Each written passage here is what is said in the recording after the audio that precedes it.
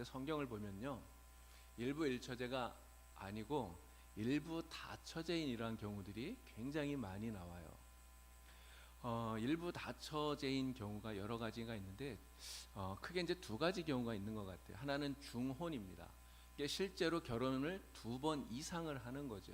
오늘 이렇게 말씀의 주인공인 라헬, 레아 역시 마찬가지죠. 야곱과 중혼을 한 거예요. 그러니까 결혼식을 2번 이상을 해서 이렇게 이제 중혼을 통해서 아내가 되면 이러한 사람들은 두 사람 다 똑같이 본 부인으로, 정식 부인으로 인정을 받게 되는 거죠. 그 한나, 사무엘의 어머니인 이 한나도 역시 마찬가지라고 생각이 됩니다. 이 엘가나에게 두 부인이 있었잖아요. 한나와 브닌나. 이 두 부인 역시 둘 다 정식 부인인 이게 중혼을 통해서 결혼을 한 것이죠. 이제 그런 경우가 있고, 또 한 경우는 첩으로 아내가 되는 이런 경우가 있어요. 오늘 말씀에도 보면은 이 야곱의 아내 가운데 먼저 라헬이 자기 시녀인 빌하를 야곱에게 첩으로 주거든요. 그렇게 해서 이제 아들을 낳게 되는데, 이렇게 아들을 낳게 되면 그 아들은 주인의 아들로 이렇게 간주가 되었다고 그래요. 이 말은 첩은 남편의 본 부인으로 인정을 받지 못한다는 거죠. 그래서 이 중혼과 첩은 약간의 이러한 차이가 있다 생각이 됩니다. 자, 성경에는요 이렇게 일부 다처제인 경우가 여러 번 나오는데, 사실 성경이 우리에게 가르쳐주고 있는 성경적인 결혼 제도는 무엇일까요? 사실 일부 다처가 아닙니다. 하나님께서 우리에게 주신 결혼의 제도는 한 남자가 한 여자를 만나서 가정을 이루는, 이게 일부 일처제가 하나님이 우리에게 주신 그러한 결혼 제도다 하는 것을 우리가 좀 기억을 해야 될 것 같아요. 자, 레아와 라헬이 오늘 말씀의 주인공인데, 이 레아와 라헬 이게 자매 아닙니까? 그런데 이 자매인 이 둘이 한 남자의 한 남편의 아내가 된 거예요. 그러니까 자매가 같이 아내가 되었 것이죠. 근데 문제는 사이가 그렇게 좋지를 못했다라고 하는 것이죠. 이게 피를 나는 자매인데도 불구하고 서로 이렇게 사랑하는 그러한 마음보다는 이게 한 남자의 아내가 되다 보니까 이게 아내로서의 어떤 질투감 이런 것들이 훨씬 더 컸던 것 같아요. 그래서 이 둘은 다투듯이 마치 경쟁을 하듯이 아들을 낳게 되고요. 그리고 우리가 잘 아는 대로 이스라엘 12지파의 조상이 되게 되는 거죠. 우리는 이것들을 통해서 정말 모든 것을 합력해서 그래도 하나님이 선을 이루어 가시는구나 하는 것들을 우리가 보게 됩니다. 자, 오늘은 이 레아와 라헬을 우리가 같이 이야기하면서 하나님의 은혜를 나누어 보도록 하겠습니다. 라헬, 레아 이 둘의 이름의 뜻은, 레아는 암소라고 하고요. 그리고 라헬은 암양이라는 뜻을 가지고 있다고 합니다. 우리가 잘 아는 대로 우리 지난 시간에 라반 이야기를 했는데, 라반의 두 딸이죠. 그리고 말씀드린 대로 야곱의 아내가 되었습니다. 그 당시에는 이렇게 친척 간에 가까운 근친 결혼을 했기 때문에요. 야곱과는 사실은 이제 외사촌 관계였는데 외사촌끼리 이렇게 결혼을 하게 된 것이죠. 자, 레아는 이렇게 말씀을 쭉 읽어보니까 정말 믿음으로 그래도 신앙으로 살았던 사람이 레아였구나 하는 생각을 하게 됩니다. 창세기 29장에 보니까 이 라헬과 레아에 대한 이야기를 쭉 가는데, 이 레아는 보면요 사실 좀 굉장히 좀 불행하다 이런 생각이 들어요. 레아는 시력이 약하고 라헬은 곱고 아름다웠다 이렇게 성경이 이야기하지 않습니까? 시력이 약하다, 이게 눈이 나쁘다는 이야기잖아요. 우리 예전에 이제 그 개역 성경에서는 이 시력이 약하다는 이 말을 알력이 부족하더라 이렇게 이야기를 해요. 알력이 부족했다, 시력이 약했다. 근데 이 말이 단지 이렇게 눈이 나빴다는 그러한 의미라기보다는 사실은 곱고 아리따운 라헬에 비해서 미모가 떨어진다, 아름답지 못하다, 이러한 것을 빗댄 말이 아닐까 그런 생각을 합니다. 내 문제는 이렇게 레아의 외모가 아름답지 못했기 때문에 남편인 야곱에게 사랑받지 못했다는 거죠. 야곱은 레아를 사랑한 것이 아니라 동생인 라헬을 사랑합니다. 그래서 라헬을 연애했고 라헬과 결혼하고 싶어 했어요. 자, 근데 이 레아를 생각해 보니까요, 이런 아름답게 태어나지 못한 거, 사실 외모라고 하는 것은 어떻게 보면 굉장히 선천적인 거잖아요. 지금은 뭐 이렇게 성형 수술도 할 수 있고요. 우리 저번에 그 오후 예배 때 한번 제가 영상 보여드렸는데, 이게 화장을 통해서 뭐 이렇게 많이 꾸밀 수도 있고 그렇지만, 그러나 사실 이 레아나 라헬이 살고 있던 그 시대는 그렇지 못했다는 거죠. 뭐 태어난 대로 어떻게 할 수가 없잖아요. 그런데 이러한 외모 때문에 사랑받지 못한다, 그렇게 생각을 한다면 굉장히 마음에 그 불행하다, 이런 생각이 들었을 거라는 거죠. 자, 그리고 두 번째는 이 굴욕적인 결혼을 했다고 하는 거예요. 그러나 레아가 야곱과 결혼한 이야기를 우리가 지난번에도 이야기를 했습니다. 근데 레아가 이 야곱과 결혼한 거, 사실은 레아가 원했던 것도 아니고요, 또 야곱이 원했던 것도 아니에요. 이 결혼은 사실은 그 외삼촌 라반이 야곱의 노동력을 착취하기 위한 어떤 계략으로서 그 신혼집에 그 방에 라헬이 아닌 레아가 들어가게 이렇게 만들었다라고 하는 거죠. 여러분, 레아가 야곱과 결혼을 했는데요, 살아가는 동안에 레아에게 라헬이 아마 그런 이야기 하지 않았을까, 이런 생각이 들어요.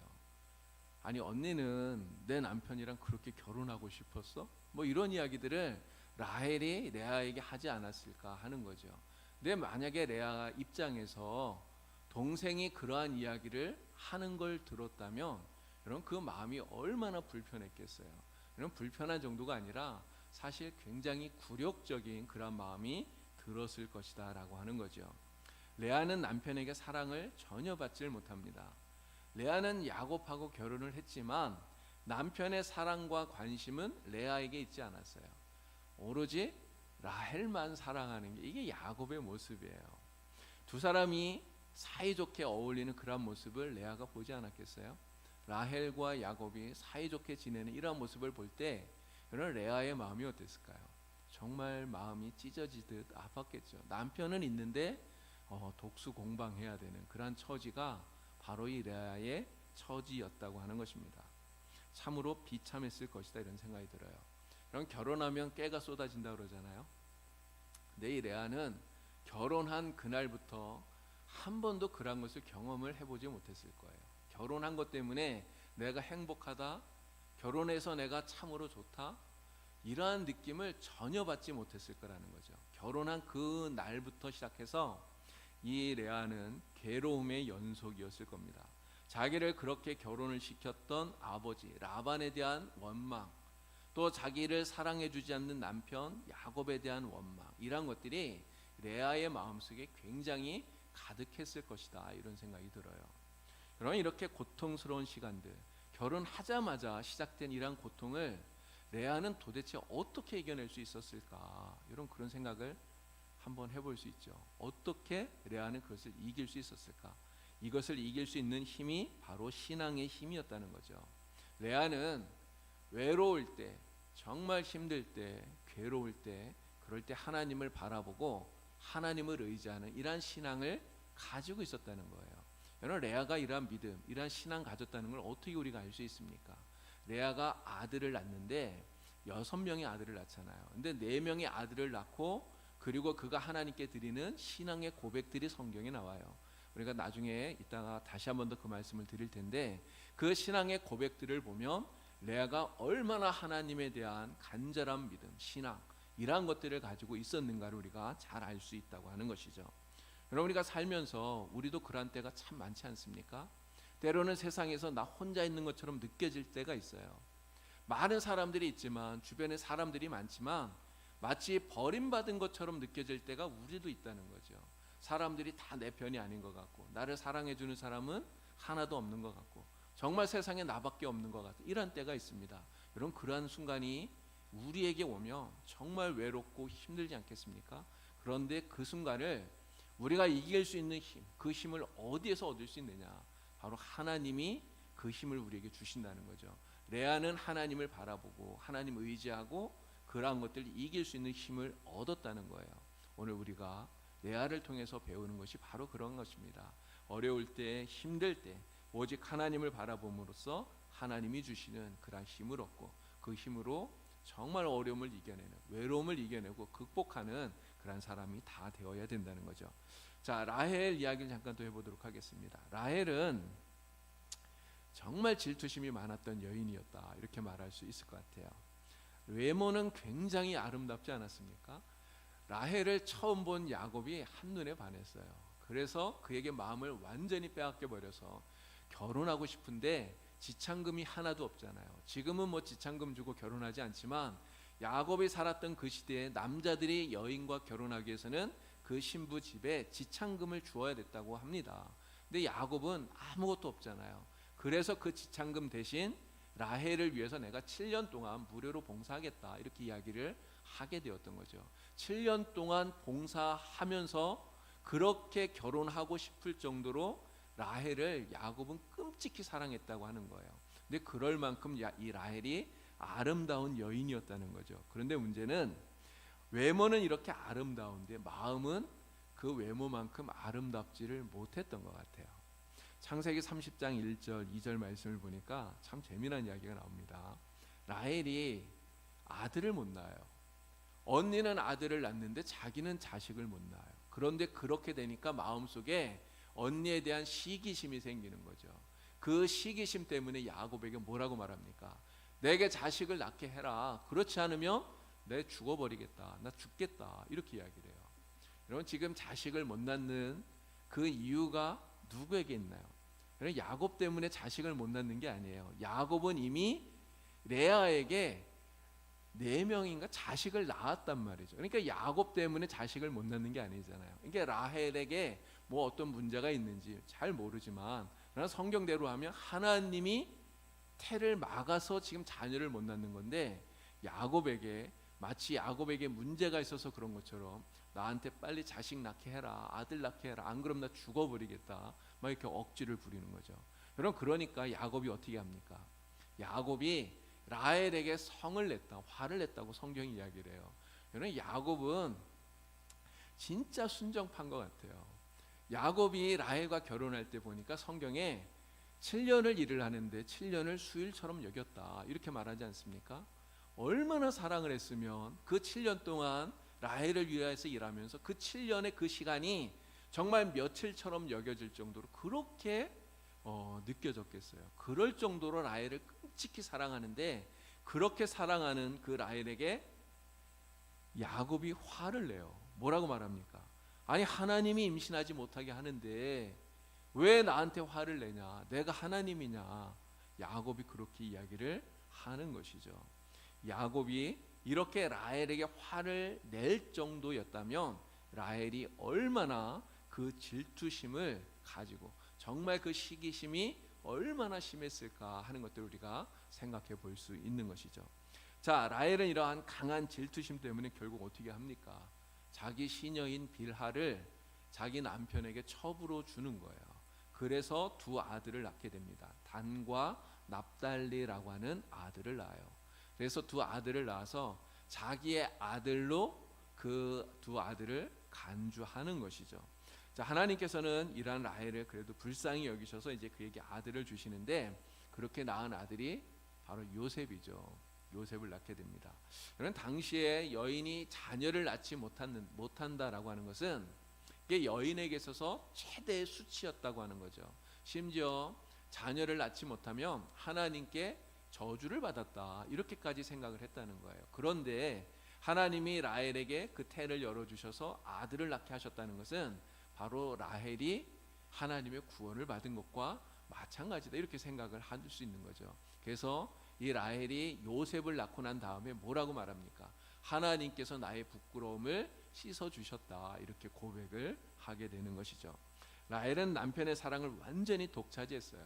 그런데 그 질투심 때문에, 그 시기심 때문에 사실은 이 라헬의 삶도 그렇게 달콤하지만은 않았겠다, 이런 생각을 우리가 해볼 수 있는 것입니다. 자, 라헬과 레아와 라헬, 이 두 여인은 이스라엘 12지파의 어머니가 됩니다.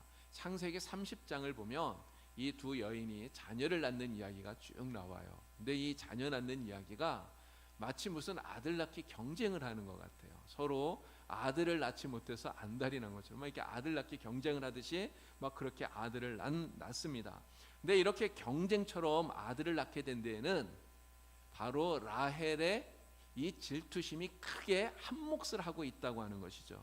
자, 그 때문에 야곱은 자기가 전혀 생각지도 못했던 첩을 2명이나 드리게 돼요. 말씀드린 대로 빌하를 먼저 라헬이 첩으로 주었잖아요. 그렇게 해서 단과 납달리 2 아들을 낳았는데, 그러고 나니까 실바라고 하는 그 레아가 자기 시녀를 또 첩으로 주죠. 그래서 2번째 첩을 얻게 되어서 또 다른 2 아들을 낳게 됩니다. 12지파 이렇게 이름이 쭉 있는데, 보시면 레아가 6명의 아들을 낳았어요. 하나님께서 큰 은혜를 주신 거죠. 6명의 아들을 낳았고요. 나머지 부인들이 다 2명씩 이렇게 아들을 낳았습니다. 근데 이스라엘은 이제 12지파가 이 12명의 아들부터 시작이 돼요. 그러니까 아들은 12명인데, 그런데 사실은 이 12명의 아들이 하나의 지파가 다 된 것은 아닙니다. 여기에 보면 레아가 낳은 아들 가운데 레위라고 하는 아들은 이스라엘의 12지파에 들어가질 않아요. 하나님께서 레위는 특별히 하나님의 소유로 선택을 하셔요. 하나님의 것이다. 그래서 레위 지파는 제사장 역할을 하게 되고요. 또 성전에서 봉사하고 이렇게 되죠. 그래서 레위는 12지파에서 빠지게 되는데, 그럼 이제 11명이 남잖아요. 자, 그런데 요셉에게 2명의 아들이 나중에 태어나지 않습니까? 에브라임과 므낫세가 태어나요. 근데 이 에브라임과 므낫세 둘이 각각 하나의 지파로 만들어지게 됩니다. 근데 이렇게 된 이유 가운데 하나가 바로 르우벤이 장자의 지위를 잃어버렸기 때문에 그래요. 르우벤이 나중에 자기 서모인 빌하와 간통하는 사건이 일어나요. 근데 이것을 야곱이 알게 되죠. 그래서 르우벤이 그러한 장자의 권한을 잃어버리게 되고요. 르우벤이 장자의 권한을 잃어버리니까 그 장자의 권한을 누구에게 줬냐면 자기가 가장 사랑하는 아내 라헬이 낳은 첫 번째 아들 요셉에게 그 장자의 권한을 준 거죠. 근데 그 요셉이 낳은 2 아들이 각각 하나의 지파가 되는데요. 큰 아들이 사실은 므낫세입니다. 근데 우리가 아는 대로 므낫세와 에브라임을 데리고 와서 야곱에게 그 축복의 기도를 받을 때 야곱이 어떻게 합니까? 손을 이렇게 어긋맞춰서, 그래서 오른손을 에브라임 머리에 얹고 그리고 왼손을 므낫세 머리에 얹고 이런 식으로 기도를 하잖아요. 그러면서 동생인 에브라임을 앞세워서 에브라임이 장자권을 이어받도록 그렇게 하는 것이죠. 그래서 실제로 나중에 이제 사사 시대를 보면 이 에브라임 지파가 이스라엘의 그 12지파에서 가장 앞에서 이끌어가는 이런 모습들을 우리가 보게 됩니다. 이런 식으로 이스라엘의 12지파를 낳은 그러한 어머니가 되었다라고 하는 것이죠. 자, 레아와 이 라헬을 통해서 우리가 배우는 신앙적인 교훈들을 2가지를 여러분들에게 말씀을 드릴 건데요. 첫 번째는 이거예요. 자, 하나님께서 바로 이 하나님 의지하는 사람들을 돌보시고 복을 주신다라고 하는 겁니다. 아까 레아 이야기하면서 신앙적인 이야기를 잠깐 말씀을 드렸는데 바로 그 이야기를 조금 더 이어가도록 하겠습니다. 레아는 굉장히 약한 사람이에요. 그러니까 부족함이 많았다는 거죠. 말씀드린 대로 시력이 약했다 이야기하지 않습니까? 알력이 부족하다 이야기해요. 외모로도 다른 사람보다, 자기 특히 동생보다 아름답지 못한, 그래서 사랑받지 못하는, 특별히 남편의 사랑을 받지 못하는 그러한 사람이었어요. 이게 남편의 사랑을 받지 못한다, 남편에게 무관심하다, 이건 굉장히 큰 아픔이었을 거라고 생각이 됩니다. 여러분, 누구나 이러한 레아와 같은 상황에 처하게 되면 다 자신이 불행하다 이렇게 생각을 할 거예요. 정말 불행하다. 그러면 밤마다 정말 눈물로 지새지 않겠습니까? 근데 레아는 이러한 자신의 이 불행을 신앙으로 이기고 신앙으로 극복했다는 거죠. 외롭고 힘들 때 하나님을 바라보고 하나님을 의지하고, 그리고 하나님이 주시는 힘으로 이 어려움들을, 이 외로움들을 극복하고 있다고 하는 것입니다. 바로 이러한 레아, 하나님을 의지하는 이 레아에게 하나님께서 복을 주셨는데, 어떠한 복을 주셨느냐? 바로 그의 태를 열어주시고 그리고 자녀를 낳도록, 아들을 낳도록 하나님이 만들어 주신 거예요. 이 레아가 얼마나 신앙적인 사람이었는가를 바로 레아가 자녀들을 낳고 고백하는 그 고백 속에서 알 수 있다고 말씀을 드렸죠. 자, 네 아들을 낳으면서 이 레아의 고백들이 나옵니다. 자, 그래서 잠깐 살펴보도록 하겠습니다. 자, 큰 아들, 가장 첫 번째 아들이 르우벤이에요. 르우벤의 이름의 뜻은 보라, 아들이라 이런 뜻이에요. 레아가 이 첫 아들을 낳고 이름을 르우벤이라고 지었는데 왜 르우벤이라고 지었을까? 남편의 사랑을 전혀 받지 못했잖아요. 남편이 관심을 주지 않아요. 그런데도 불구하고 하나님께서 은혜를 주셔서 자신이 자식을 낳게 된 거예요. 아들을 낳았어요. 얼마나 기뻤겠어요. 너무너무 기쁘니까 그래서 보라 아들이다 이러한 의미로 르우벤이라고 하는 이름을 지었다라고 하는 것이죠. 하나님께서 나의 괴로움을 돌보셨으니 이제는 내 남편이 나를 사랑하리라. 그러니까 아들을 낳고 레아가 지금 이렇게 고백을 하고 있는 것입니다. 하나님이 나의 괴로움을 돌보셨다. 그래서 아들을 주셨다라고 하는 것이죠. 남편에게서 아무런 기쁨도 얻지 못했어요. 남편이 아무런 기쁨도 주지를 않습니다. 그런데 남편에게서는 기쁨을 얻지 못했지만 레아는 하나님을 바라보고 하나님에게서 기쁨을 얻고 있다고 하는 것이죠. 오늘 우리가 바로 이 레아에게서 이것을 배워야 되는 것입니다. 여러 가지 상황과 여러 가지 형편과 여러 가지 여건들로 인해서 정말 우리가 힘들 때가 있고 외로울 때가 있어요. 그래서 세상에서 버림받은 것처럼 여겨질 때가 우리가 있지만 그러나 우리는 그러한 때에 정말 실망하지 말고 하나님을 바라보는 그런 믿음의 사람들이 되어야 된다는 거죠. 하나님께서는 이렇게 믿음을 가지고 하나님을 바라보는 사람들, 이러한 사람들을 하나님은 긍휼히 여겨주시고 그들의 괴로움을 돌아보시고 그리고 은혜를 베풀어 주신다라고 하는 것입니다. 슬픔 가운데 있는 자들을 축복하셔서 정말 하나님으로 인하여서 기쁨을 얻을 수 있도록 만들어 주신다라고 하는 거예요. 오늘 우리가 이 레아처럼 정말 하나님을 바라보고 하나님 의지함으로써 우리의 삶의 어떠한 상황과 형편에 우리가 처해 있더라도 하나님에게서 참된 기쁨을 누리는, 정말 세상의 기쁨이 아니라 하나님이 주시는 참 기쁨을 누릴 수 있는 저와 여러분들이 다 되기를 바랍니다. 자, 두 번째 아들을 낳았는데요. 두 번째 아들의 이름은 시몬이에요. 시몬. 이 시몬이라고 하는 이름의 뜻은 들으심이라고 하는 뜻입니다. 자, 둘째 아들을 낳고 레아가 뭐라고 고백을 합니까? 여호와께서 내가 사랑받지 못함을 들으셨으므로 내게 이 아들도 주셨다. 이렇게 고백을 해요. 내가 사랑받지 못함을 들으셨으므로 나에게 이 아들도 하나님이 주셨다. 하나님께서 내가 남편에게 사랑받지 못하는 그것을 아시고 나의 기도를 들으시고 나의 간구를 들으시고 나의 호소를 들으시고 그리고 이 아들도 내게 선물로 은혜로 주셨다. 이러한 고백이 이 시몬을 낳고 드리는 이 고백 속에 들어있다라고 하는 것이죠. 여러분, 이 고백은 하나님께서 나의 상황과 처지를 아신다고 하는 이런 고백인 거예요.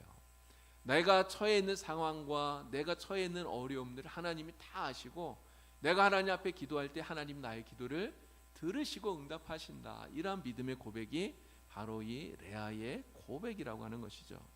그리고 이 레아는 시몬을 낳고 난 이후에 하나님께서 자신을 이렇게 돌보시고 또 하나님이 나에게 복 주시는구나 하는 것을 더욱더 확신하게 되었을 거예요. 여러분, 이런 확신이 생기면 그럼 어떻게 될까요? 하나님께서 나를 돌보시는구나, 하나님 나를 지켜주시는구나, 이것을 깨닫게 되면 더 하나님을 붙들고 더 하나님 의지하게 되고요, 더 하나님께 나아가게 되지 않겠습니까? 이게 레아는 시몬을 낳은 이후에 더 큰 믿음을 가지고 하나님 앞에 나아가게 되었다라고 하는 것이죠. 여러분, 우리들이 살아가는 인생 속에 그래서 이 믿음이 필요한 거예요. 여러분, 아무리 작은 믿음이라도 우리는 절대로 이 믿음을 잃어버리면 안 됩니다. 여러분, 우리에게 믿음이 있다면 아무리 작은 믿음이라도 그것을 가지고 우리는 하나님을 바라볼 수 있고 하나님을 의지할 수 있고요. 그리고 그 믿음을 가지고 하나님께 기도할 수 있는 거예요. 우리가 하나님 앞에 기도하게 되면 아무리 작은 믿음이라도 우리가 하나님 의지하고 기도하게 되면 하나님 우리의 기도를 들으시고 응답하시지 않습니까? 오늘 우리가 그러한 은혜를 받게 되면 그 은혜를 통해서 우리의 신앙이 더욱더 자라나게 되는 것이죠. 어떠한 상황이 있더라도 정말 힘들고 어려울 때 우리 이 믿음 여러분 절대 잃어버리지 마시고 이 믿음을 가지고 하나님 붙들고 의지하고 그래서 하나님의 은혜를 더욱더 풍성히 받으시고요. 그리고 그 은혜를 통해 더욱더 하나님 앞에 가까이 나가는 여러분 다 되기를 바랍니다. 자, 세 번째 아들의 이름은 이제 레위예요. 이 레위라고 하는 이름은 연합하다는 뜻입니다. 연합함, 함께한다는 그런 뜻인 거죠. 자, 세 번째 아들 이 레위를 낳고 난 이후에 뭐라고 고백을 합니까? 내 남편이 지금부터는 나와 연합하리라 이렇게 고백을 하고 있습니다. 남편의 사랑을 받지 못했어요. 지금까지 외롭게 살았던 것 아닙니까? 그러나 이제는 남편이 나를 사랑하게 되고 그리고 남편이 나와 연합하리라 이러한 소망이 레아의 마음속에 생겨나게 된 거예요. 세 번째 아들을 낳으니까 야, 이제는 남편이 나를 사랑하겠지 이러한 소망이 생겨나게 되었다는 거죠. 그러나 이러한 소망은 레아에게요 정말 그 인생을 더 적극적으로 또 더 소망을 가지고 기쁨이 넘치는 삶을 살아가게 만들어 주었으리라고 하는 거죠. 여러분 소망을 가지고 산다는 것이 얼마나 중요한지 모릅니다. 소망이 없으면 정말 삶의 기쁨이 사라지거든요. 근데 하나님께서 주신 이러한 소망, 야 이제는 남편이 나와 함께 연합할 거야 이러한 소망을 갖게 되니까 그 소망으로 인해서 더 열심히 더 기쁨이 넘치게 그렇게 살아가게 되는 것 아니겠습니까? 오늘 우리가 정말 하나님을 의지하게 되면 환경과 여건과 상관없이 하나님이 우리에게 그러한 소망을 주신다는 거예요. 하나님이 우리에게 소망을 주시면 우리는 그 소망을 가지고 우리가 살아가는 인생을 더 힘있게 살아갈 수 있게 되는 것이죠. 우리가 믿음을 가지고 하나님 바라보면 하나님이 우리에게 소망을 주시는 줄로 믿습니다. 아무리 어렵고 힘든 그러한 삶을 살아도 하나님이 주시는 소망이 있으면 우리는 절대로 넘어지지 않아요. 정말 세상의 어려움에 불하지 않게 된다고 하는 것이죠. 하나님이 주시는 그런 소망을 가지고 오늘 하루도 또 날마다 믿음으로 긍정적으로 살아가는 여러분들이 다 되기를 바랍니다. 자, 네 번째 이제 아들을 낳았어요. 네 번째 아들의 이름은 유다입니다. 유다. 유다는 찬송한다 이런 뜻이에요. 찬송함. 자, 유다를 낳고 레아가 고백했던 말은 이것입니다. 내가 이제는 여호와를 찬송하리로다. 내가 이제는 여호와를 찬송하리라. 이렇게 고백을 해요. 넷째 아들 유다를 낳고 난 이후에 하나님을 찬송함으로써 하나님께 영광을 돌리고 있다라고 하는 것이죠. 그런 지금까지 레아에게 베풀어 주셨던 하나님의 은혜를 레아는 생각했을 거예요. 루벤을 낳고 또 시므온을 낳고 그리고 레위를 낳고 그리고 또 유다를 낳을 때까지 남편은 자신을 사랑해 주지 않지만 남편은 자기에게 관심 가져주지 않지만 하나님은 자신을 사랑하시고 하나님은 자기에게 은혜를 베풀어 주시고 하나님이 자기에게 관심 주시고 하나님의 이러한 은혜를 생각했다는 거죠. 그리고 야 진짜 하나님의 은혜가 크구나 이것을 깨닫고 하나님을 찬양하면서 하나님께 영광을 돌리고 있는 이러한 레아의 모습을 우리가 보게 되는 것입니다. 여러분 하나님께 받은 이 은혜를 생각하고 우리가 하나님께 찬양으로 하나님께 영광을 돌리게 되면요 하나님께서 그러한 사람에게 더 큰 은혜를 주시고 더 큰 복을 주시는 줄로 믿습니다. 오늘 우리가 그렇게 살아야 되지 않을까요? 우리가 살면서 지금까지 하나님께 받은 은혜가 얼마나 많습니까? 우리 찬송가에 그런 거 있잖아요. 받은 복을 세어보아라. 하나님이 우리에게 주신 복이 얼마나 많습니까? 내 많은 사람들이요 하나님이 주신 은혜를 헤아리는 것이 아니라 힘들고 어려운 거 이것만 생각을 해요. 받은 게 많은데 그것 때문에 감사하기보다 없는 거 하나 때문에 불평하고 원망하고 이럴 때가 너무나 많다는 거죠. 그러나 우리는 하나님이 지금 내 삶 속에 지금까지 함께 하시고 나와 동행해 주시고 베풀어 주셨던 그 은혜들 그 은혜가 얼마나 큰가를 우리가 헤아려 보고 그것을 생각하고 그리고 레아처럼 하나님을 찬양하고 하나님께 영광을 돌리면 하나님께서 우리에게 더 큰 은혜, 더 더 풍성한 복으로 채워주시는 줄로 믿습니다. 정말 이 레아의 삶 어떻게 보면 너무너무 불행해요. 이게 레아를 이렇게 쭉 생각하면서 진짜 레아만큼 불행한 사람이 또 있을까 이런 생각을 합니다. 여러분 어떤 사람도 결혼하고 아무리 불행한 삶을 살아도 최소 진짜 단 며칠이라도 행복하지 않았겠습니까? 사람들 다 그렇잖아요. 근데 레아는 결혼한 그 날부터 불행했어요. 정말 단 한순간도 남편 때문에 행복하다 느껴보지 못했던 어떻게 보면 너무너무 불행한 여인이 바로 이 레아입니다. 그러나 레아는 그 불행 속에서도 자신의 불행을 하나님이 함께 하심으로 말미암아 하나님을 바라봄으로 말미암아 그 불행을 극복하고 있다고 하는 거죠. 그 불행을 극복함으로써 그는 이스라엘 12지파의 어머니가 되는 그러한 큰 축복을 누리게 된 거예요. 이스라엘의 12지파 그 가운데 특별히 그가 낳은 아들이 6명이나 되지 않습니까? 또 디나라고 하는 딸도 주셨어요. 이게 7명의 자녀를 이 레아가 낳은 거예요. 하나님께서 그 자녀들을 통해 그를 위로해 주시고 은혜를 베풀어 주신 것이죠. 오늘 우리도 이 레아처럼 정말 외롭게 느껴질 때, 정말 힘들게 느껴질 때, 삶이 괴로울 때 우리는 하나님 바라보고 하나님에게서 힘을 얻고 은혜를 얻고 위로를 받는 우리 성도님들이 다 되시기를 간절히 축원합니다. 자, 우리 레아와 라헬을 통해서 배우는 또 하나의 신앙의 교훈은 이겁니다. 문제가 있으면 기도하라는 거예요. 기도하라. 기도로서 해결의 방법을 찾아라라고 하는 거예요. 라헬 이야기를 좀 하려고 합니다. 라헬은 진짜 너무너무나 아들을 낳고 싶었어요.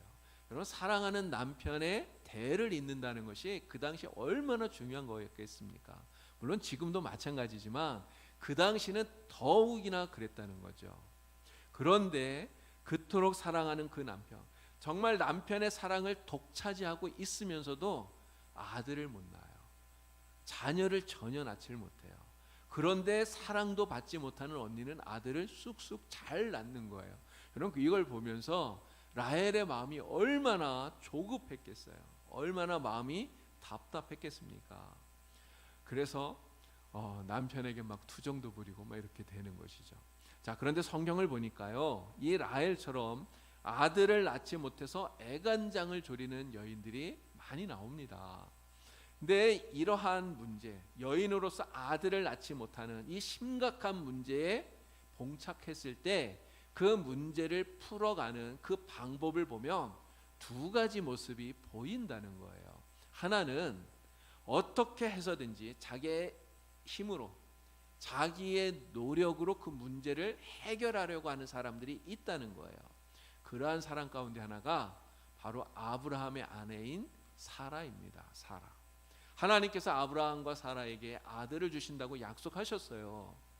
분명히 아들을 주신다고 말씀하셨는데 문제는 시간이 지나도 아무리 시간이 지나가도 아들이 생기지 않는 거죠. 아들이 생기지 않으니까 결국 어떻게 합니까? 사라는 그 조급한 마음을 이기지 못하고 자신의 하녀인 애굽 여인 하갈을 남편의 첩으로 드리게 되는 거죠. 그렇게 해서 낳은 아들이 누굽니까? 이스마엘을 낳았어요. 여러분 아들을 어떻게 해서든지 낳아야 된다. 그렇게 해서 아브라함의 대를 하나님의 약속을 이어가야 되겠다. 이런 어떤 생각으로 아들을 그렇게 해서 낳았는데 문제는 그렇게 해서 아들을 낳았더니 여러분 그것 때문에 어떤 일이 생겼습니까? 아브라함의 가정에 분란만 생겼어요. 결국은 사라가 자기 손으로 그 하갈과 이스마엘을 쫓아내 버리지 않습니까? 근데 쫓아내 버린 걸로 끝난 게 아니죠. 지금까지도 이삭의 후예들, 이스마엘의 후예들이 지금까지도 적대적인 이런 감정을 가지고 싸우고 있잖아요.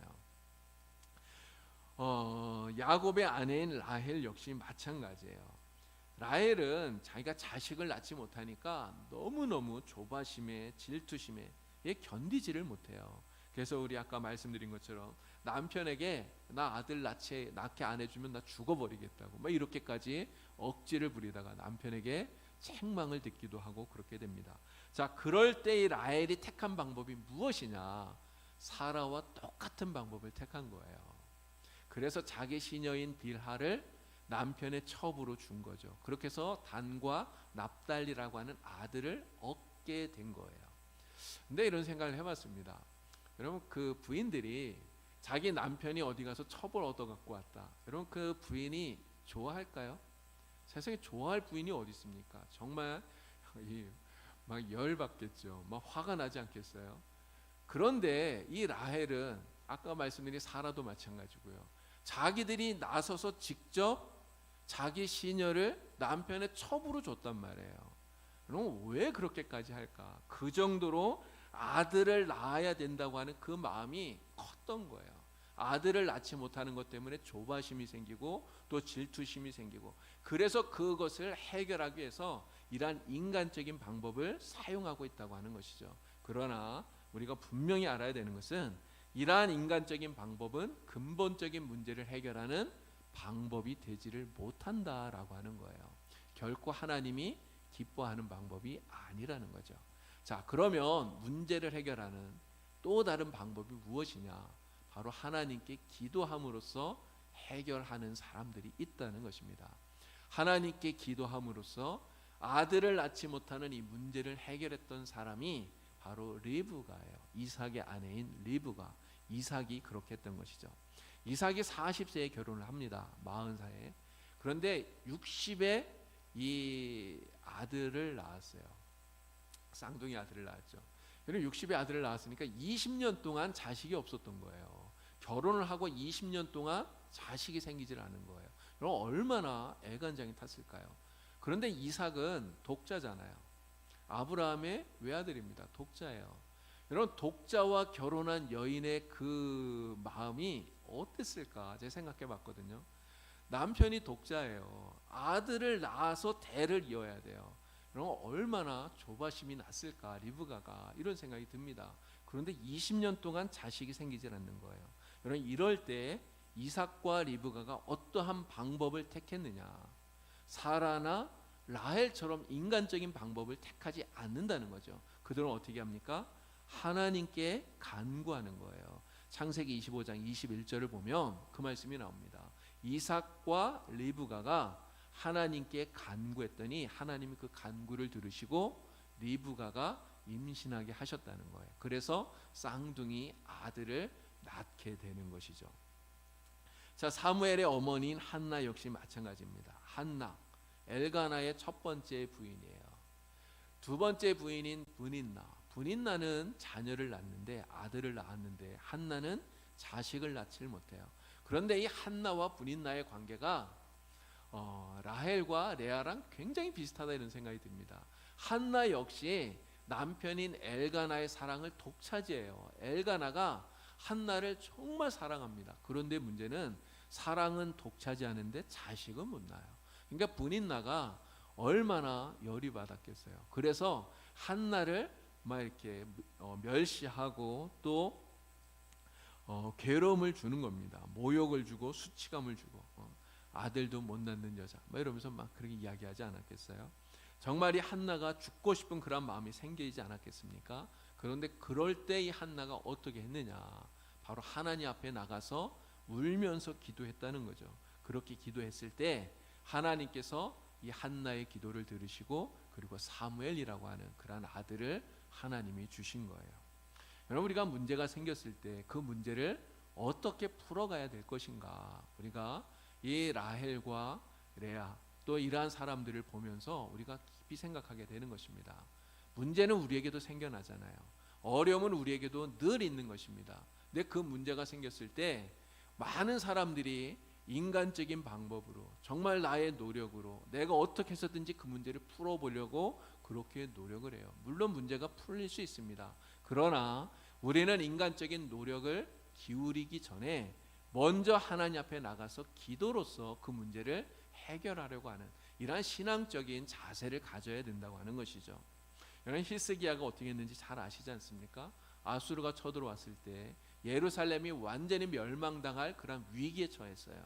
그러한 예루살렘이 멸망당할 위기 앞에서 히스기야가 어떻게 합니까? 사네립이 보낸 그 편지, 항복하라는 편지잖아요. 그 편지를 들고 하나님 앞에 나가서 하나님 앞에 펼쳐놓고 하나님께 기도하는 거예요. 하나님 보십시오. 하나님 이러한 편지를 제가 받았는데 하나님 어떻게 합니까? 도와주세요. 기도하는 거잖아요. 하나님 앞에 히스기야가 그렇게 기도했을 때 하나님께서 놀라운 기적으로 예루살렘을 이스라엘을 구원해 주신 이러한 구원의 역사를 우리가 성경을 통해서 보게 되는 것이죠. 여러분 우리가 여러 가지 어려움들을 지금 당합니다. 특히 코로나 때문에 참 어려움이 커요. 오늘 아침에 뉴스 들었더니 우리나라 전 국민의 지금 5명 중에 1명이 코로나에 감염되었다고 이야기 나오더라고요. 우리 5천만 국민인데 코로나 확진자가 누적 1,000만이 넘었더라고요. 우리 영주도 지금 마찬가지 아닙니까? 10명 중에 1명은 코로나 확진자예요. 우리 교회도 교인들 가운데 지금 확진되어서 또 격리돼 있고 이런 분들이 사실 우리 교회도 지금 많이 계시지 않습니까? 여러분 우리가 이러한 어려움을 당할 때 이 코로나뿐만 아니라 우리가 인생 살아가면서 당하는 그런 어려움들이 있을 때 여러분 우리가 그 어려운 문제를 어떻게 해결할 수 있겠습니까? 말씀드린 대로 인간적인 노력을 기울이는 이것보다 먼저 해야 될 것이 하나님 앞에 그 문제를 가지고 나와서 하나님 앞에 내어놓고 하나님께 말씀드리고 기도해야 된다는 것이죠. 여러분 하나님은 지금도 살아계신 줄 믿습니다. 우리가 하나님 살아계심을 믿기 때문에 신앙생활을 하는 거잖아요. 우리가 하나님 믿고 의지하고 이렇게 살아가면서 문제가 생겼는데 어려움이 생겼는데 그게 내가 풀겠다고 그건 내가 끌어안고 있다면 그럼 그것만큼 어리석은 것이 없는 거죠. 하나님은 문제를 들고 나오는 것을 기뻐하시죠. 그리고 그 문제를 해결해 주시고 우리를 도와주시는 것을 하나님은 기뻐하셔요. 그래서 우리에게 말씀하는 것 아닙니까? 내 짐을 여호와께 맡겨라. 내 모든 짐을 여호와께 맡겨라. 하나님은 날마다 우리의 짐을 지시는 하나님이시다 말씀하고 있는 것입니다. 오늘 우리들 모두가 다 정말 어려움 앞에 문제 앞에 모든 것 주님께 맡김으로써 모든 문제를 해결해 주시는 그런 하나님의 큰 은혜를 경험할 수 있게 되게 우리 주님의 이름으로 간절히 축원합니다. 하나님 앞에 기도함으로써 하나님이 해결해 주시는 놀라운 은혜를 누리고 오늘도 기쁨으로 살아가는 우리 성도님들 되시길 우리 주님의 이름으로 간절히 축원합니다. 우리 함께 기도하겠습니다. 하나님 아버지, 오늘 우리가 늘 하나님 바라보고 믿음으로 살아갈 수 있도록 은혜를 더하여 주시옵소서. 우리가 살아가는 인생 속에 여러 가지 어려움도 있습니다. 때로는 우리가 세상 속에서 버림받은 것 같은 외로움을 느낄 때도 있습니다. 그러나 그 모든 순간순간에 하나님은 우리와 함께하여 주시고 우리를 지켜주시고 우리를 도와주시는 것 우리가 기억하게 하여 주시고 레아처럼 하나님만 바라보며 하나님에게서 기쁨을 찾으며 하나님의 위로를 받으며 살아갈 수 있도록 도와주시옵소서. 우리에게 어떠한 어려움이 있다면 문제가 있다면 그 문제를 가지고 하나님께 나와 기도함으로써 문제를 해결함 받는 문제를 풀어나가는 믿음의 사람들이 다 되게 하여 주시옵소서. 성령께서 우리 모든 성도들에게 은혜 베풀어 주셔서 늘 기쁨으로 살아가는 하나님의 은총 가운데 살아가는 복된 성도 되게 하여 주실 줄로 믿고 감사드리오며 예수님의 이름으로 기도드리옵나이다. 아멘.